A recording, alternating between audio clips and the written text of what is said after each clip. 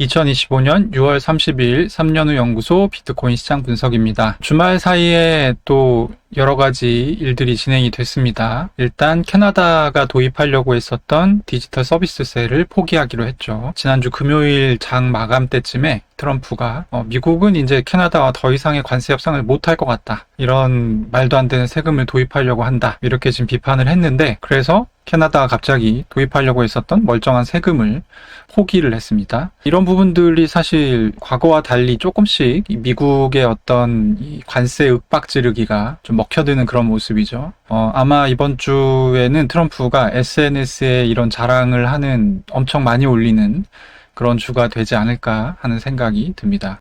현지 시간으로 일요일에, 29일이죠. 폭스뉴스 인터뷰가 방영이 됐는데요. 내용은 이제 사전 녹화된 내용이긴 한데, 그래도 몇 가지 주목할 만한 부분이 있었습니다. 먼저 이제 우리가 제일 관심이 많은 부분은 뭐냐면, 4월 달에 이 많은 나라에 대해서 이 상호관세 유예를 해줬는데, 이 부분을 연장할 거냐 말 거냐에 대해서 지난주에 이제 좀 얘기를 저희가 드렸었죠. 뭐 2개 정도의 사실 관계자 멘트가 나왔었는데, 하나는 케빈 헤셋 백악관 고문과 또 하나는 캐롤라인 레빗 백악관 대변인의 발언이 나왔었는데, 둘 다 뭐 최종적으로는 트럼프가 결정하겠지만 자기가 볼 때는 관세 유예가 될 것 같다, 이런 식으로 얘기를 했었는데, 트럼프는 폭스뉴스 인터뷰에서는 연장을 할 수도 있지만 굳이 그럴 필요 없을 것 같은데 라는 얘기를 했습니다. 그러니까 이게 약간 트럼프의 버릇이자 이 어떤 협상 전략인 것 같아요. 자기가 최종적으로 결정하기 전까지는 최대한 불확실성을 키워서 이 협상에 참여하고 있는 사람들로 하여금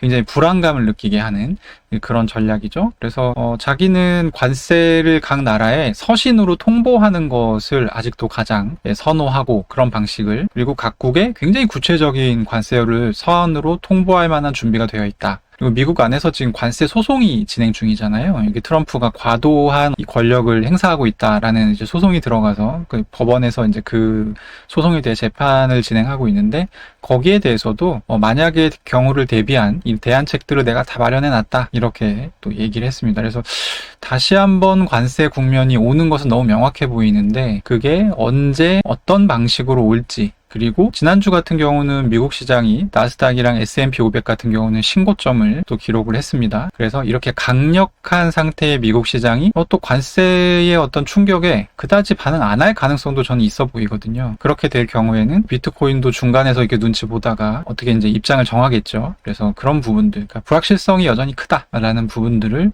좀 말씀드릴 수 있을 것 같고, 또 하나는 연준 의장 파월에 대한 멘트를 또 했습니다. 이 멍청한 사람, stupid person이다 라고 얘기를 하면서 좀 영향가 있는 발언이 하나 있었는데, 뭐냐면 올해 만료되는 미국의 9조 달러 정도 되는 국채가 있는데, 이걸 나는 단기물로 연장할 계획이다. 이게 무슨 의미냐면, 미국이 이제 만료가 되는 것 자체가 단기물도 있고 장기물도 있는데, 대부분 이제 단기물이죠. 작년에 이제 빌렸었던 그런 국채들이고, 작년에 빌렸었기 때문에 국채 이자가 지금보다 한 1%포인트 정도 쌉니다. 싼 이자로 국채 발행을 했는데, 지금 만약에 발행을 하게 되면 더 비싼 이자로 이제 지급을 해야 되는 상황이죠.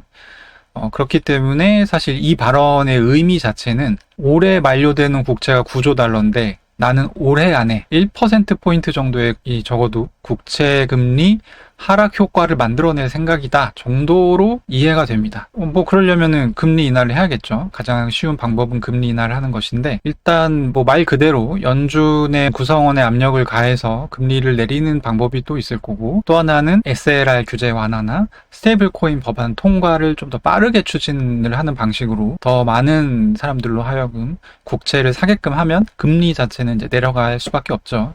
그런 방법을 쓰지 않을까 싶어요. 그래서 어쨌든 뭐 둘 다 저희가 예상하고 있는 방향이긴 하지만, 트럼프는 이 부분에 대해서 상당히 진심으로 진행을 할 생각이다라는 부분을 다시 한번 확인할 수 있었던 그런 대목이었습니다. 스테이블 코인 법안 추진도 중요하지만, 현재 의회에 계류되어 있는 것들 중에 트럼프한테 가장 중요한 것은 저번 주에 영상에서도 제가 설명드렸지만 바로 이 OBBB 법안이죠. One Big Beautiful Bill 이라는 법안인데, 뭐 트럼프의 감세 법안으로 이제 잘 알려져 있고요. 이게 지금 그 트럼프의 거의 모든 이해관계를 다 담고 있다고 할 정도로 굉장히 트럼프한테는 중요한 법안이기 때문에 계속 아주 대놓고 빨리 통과시켜라, 뭐 하고 있냐, 뭐 이런 얘기들을 하고 있어요. 6월 28일, 그러니까 한국 시간으로는 이제 한 일요일 밤 정도였는데, 미국 시간으로는 토요일 정오에 이 상원 의원들이 모여서 표결을 했습니다. 이거는 이제 절차 투표라고 해서 처음에 법안이 올라오게 되면 절차 투표를 거쳐서 여기 통과를 하면 토론을 하게 되고, 이 토론을 빨리 종료하고 싶으면 토론 종료 투표를 해야 되고요. 그리고 이제 토론을 거쳐서 다음에는 이제 본투표, 이렇게 최종 투표를 하게 되죠. 가장 이제 앞전에 있는 그 절차라고 할 수 있어요. 이 절차 투표는. 절차 투표를 했는데 일단 찬성 51에 반대 49가 나와서 통과가 됐습니다. 상원에서 이제 논의를 정식으로 하는 것이죠. 그래서 이제 트럼프는 아시다시피 여러 차례 이제 제가 전해드렸었지만 7월 4일 독립기념일 이전에 이 법안을 부러뜨리고 싶어 하고, 7월 4일은 독립기념일이니까 사실 쉬겠죠. 그러면은 그 전날인 7월 3일까지는 상원 통과가 이루어져야 되는 그런 측면이 있습니다. 그러면 이제 7월 4일에 휴일이지만 어쨌든 독립기념일에 자기 책상에서 이제 멋있게 사인하는 걸 또 이제 방송에 내보내고 싶어 하겠죠. 그래서 이 OBBB 법안 최종 통과를 위한 절차 투표는 일단 진입을 했고, 지금 이제 상원 공화당 안에서 또 이 좀 분란이 있습니다. 그래서 사실 이제 이게 어떻게 될지 아직은 장담하기 좀 어려운 상황인데, 어쨌든 제가 볼 때는 큰 무리 없이 아마도 될 것 같아요. 그래서 한 표 차이나 뭐 많으면 2표 차이 정도로 통과가 되지 않을까 싶고, 이 법안 자체는 크립토에 대해서는 아주 중요한 의미가 있지는 않습니다. 하지만 이 법안이 통과된다라고 했을 때 미국 장기채 금리가 굉장히 요동칠 수가 있고, 그리고 이 법안의 종료가 사실은 본격적인 이 관세 전쟁의 시작을 알리는 것과 다름없다라고 저는 생각하기 때문에 그런 시점적인 측면에서 굉장히 중요하다라는 말씀을 드렸었죠. 이런 부분들은 어떻게 진행되는지 한번 지켜보시면 좋을 것 같고요. 오늘이죠. 6월 30일부터 ECB 포럼이라고 해서 이 유럽 중앙은행 포럼이 열립니다. EU에서 이제 모여가지고 이제 각국의 중앙은행 총재들이 다 모여서 얘기하고, 한국에서도 이창용 총재가 여기 이제 참석하러 갔죠. 그래서 이제 여러 가지 얘기를 하게 되는데, 아마도 제가 생각할 때는 스테이블 코인 얘기가 여기서 나올 가능성이 높습니다. 뭐 좋은 얘기가 나오지는 않을 것 같아요. 유럽에서 스테이블 코인 그거 너무 좀 미국 중심으로 하는 거 문제 있는 거 아니야? 뭐 이런 식으로 얘기할 수도 있고, 아니면 우리 비슷한 나라들끼리 한번 뭉쳐보자, 뭐 이런 얘기가 나올 수도 있고. 근데 국내에서는 스테이블 코인, 요즘에 이제 원화 스테이블 코인 얘기도 많이 나오죠. 그래서 뉴스가 좀 나오지 않을까 싶고요. 그러면 이제 또 관련주들이 또 요동칠 수 있겠죠. 대표적으로 뭐 미국 시장에서는 서클, 한국 시장에서는 뭐 카카오페이, 이런 이제 주가들이 조금 움직일 수 있을 것 같고요. 여기서 이제 ECB가 어떤 입장을 표명하느냐, 이게 굉장히 중요합니다. 지금 ECB 같은 경우는 지금 계속적으로 미카 법안에 대한 개정을 EU 집행위원회에 요구하고 있어요. 내용이 뭐냐면, 스테이블 코인, 특히 미국의 그 달러화 스테이블 코인이 본격적으로 쏟아지게 될 경우에 이 EU의 통화 주권을 위협할 수가 있고, 그러면 EU가 이 통화 주권을 침해당했을 때 개입할 수 있는 조항을 만들어놔야 된다, 법적 조항을. 근데 그게 지금 미카에 없다는 것이죠. 그래서 그런 부분들이 필요하다라고 했고, EU는 여기에 대해서 좀 미적지근한 반응이에요. 그게 꼭 필요해? 뭐 약간 이런 반응인데, 사실 이제 이게 그냥 일반 공무원과 이 뭐랄까 좀 이해도가 높은 중앙은행과의 이런 차이라고 볼 수 있겠죠. 어쨌든 그래서 이런 얘기가 좀 나올 수 있을 것 같고요. 지금 뭐 여러 가지 시나리오가 나옵니다. 스테이블 코인이 왜 위험한지. 그래서 뭐 EU에서 얘기 많이 하는 거는 SBB 사태 봐라. 그때 이제 33억 달러 정도를 서클이 SBB 은행에 맡겼었는데, SBB 은행 파산하니까 USDC가 패깅이 깨지면서 순간적으로 0.88달러까지 내려갔었다. 이게 재현되지 않으리란 보장이 어딨냐. 이게 이제 ECB의 아주 핵심적인 주장이 되겠습니다.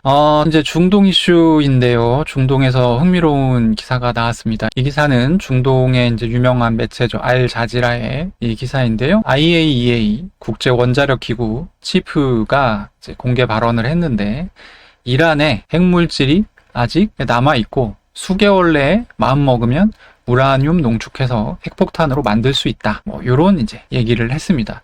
지금 트럼프가 굉장히 강력하게 이제 휴전을 지금 추진을 했고, 거의 뭐 이스라엘은 휴전하고 싶지 않았지만 반강제로 전화까지 직접 하면서 놨죠. 휴전 협상장에. 그래서 지금 이제 일시적으로 휴전을 한 상태인데 결국에는 제가 보기에는 이 휴전은 오래 가기 좀 쉽지 않을 것 같아요. IAEA에서는 어제 이란이 수개월 내에 우라늄 농축해서 실제로 핵폭탄 이런 거를 만들 수 있다라고 얘기를 하고 있는 건데 이거를 이스라엘이 가만히 두고 볼 수가 없을 것 같거든요. 제가 생각할 때는 길어야 몇 달 안에 재침공이 일어나지 않을까, 이란의 재공격이 일어나지 않을까 싶고 그렇게 된다고 하면 이제 그때 미국이 어떤 스탠스를 취할지 이런 부분들이 굉장히 핵심적인 요소가 되겠죠. 지금 미국 같은 경우는 지금 WTI 원유를 놓고 보면 정확하게 이란 전쟁이, 이 중동 전쟁이 일어나기 전 가격으로 한 10일 정도 만에 되돌아왔거든요. 저는 이게 물가 때문일 가능성이 매우 높다고 생각하고 미국이 이제 원유 가격을 굉장히 낮게 유지하면서 물가를 간신히 잡았는데 이게 원유 가격이 다시 전쟁이 일어나면 올라가잖아요. 그러면 다시 미국 내 물가가 올라가게 될 거고 그러면 아까 이 트럼프가 지금 1년 안에 돌아오는 국채 만기가 9조 달러 정도 되는 게 돌아오는데 나 그거 다 단기 국채로 돌려막기 할 거야 라고 했는데 금리를 떨어뜨릴 수가 없게 되니까 굉장히 난처하겠죠. 그런 부분들 때문에 사실은 급하게 저는 휴전을 추진했다고 생각하고 있어서 근데 이게 이 휴전은 트럼프 마음대로 추진할 수 있지만 사실 이스라엘은 지금 나라의 어떤 존망이 걸린 문제 아닙니까? 이란이 우라늄 농축해서 핵무기 10개만 만들어서 그거 극초음속 미사일에 태워가지고 이스라엘 전역에 쏴버리면 뭐 그냥 나라가 없어질 수도 있는데 이거를 맞춰주기가 좀 쉽지 않을 것 같다는 생각이 들고 어쨌든 IAEA가 이런 얘기를 했다라는 것은 좀 저희는 알고 있을 필요는 있어 보입니다. 오늘의 마지막 장표인데요. 다들 아시다시피 지금 주말 사이에 비트코인이 조금 올랐죠. 뭐 여러 가지 이유가 있을 것 같습니다. 금요일에 이 S&P 500이랑 나스닥이 많이 올랐는데 그거를 비트가 좀 따라가지 못했던 측면이 있어서 뒤늦게 따라갔다고 볼 수도 있고 아니면 주말 사이에 폭스뉴스 통해서 트럼프가 국채를 단기 국채로 조달할 거다. 그리고 파월은 금리 내려야 된다. 이런 발언을 했는데 그것들이 더 이상 이제 좀 뭔가 허풍으로 들리지 않는 시점이 된 것 같아요.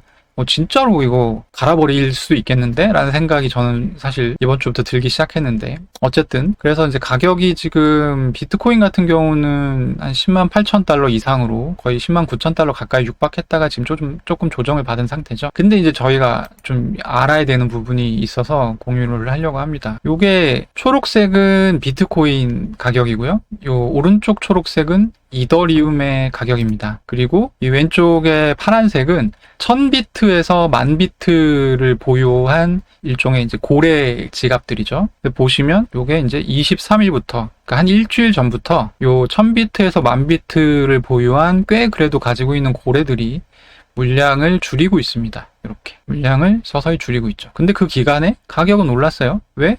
이거는 전에도 말씀드렸다시피 ETF로 어마어마한 자금이 지금 들어오고 있기 때문에 그런 것 같다고 저는 생각하고 있습니다. 이더도 마찬가지인데 이더는 좀 타이밍이 늦습니다. 이더도 이게 100만 이더에서 1000만 이더 정도를 가진 이 지갑이 빨간 선인데 이 선이 26일 기점으로 그러니까 이제 주말 사이에 굉장히 좀 많이 팔았어요. 그래서 이 판 물량이 비트코인 같은 경우는 일주일 동안 판 물량이 지금 43억 달러 정도 돼요. 이 43억 달러면 사실 ETF로 들어온 물량보다 조금 많은 수준이에요.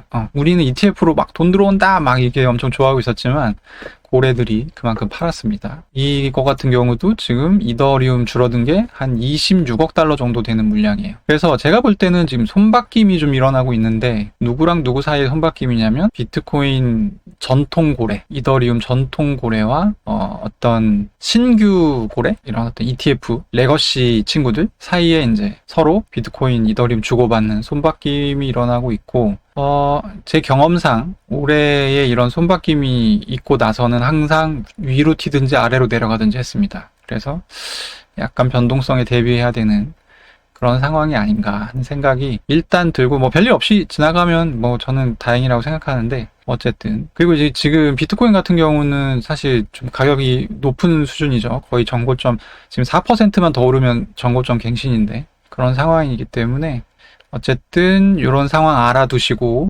변동성에 유의하시면 좋을 것 같습니다.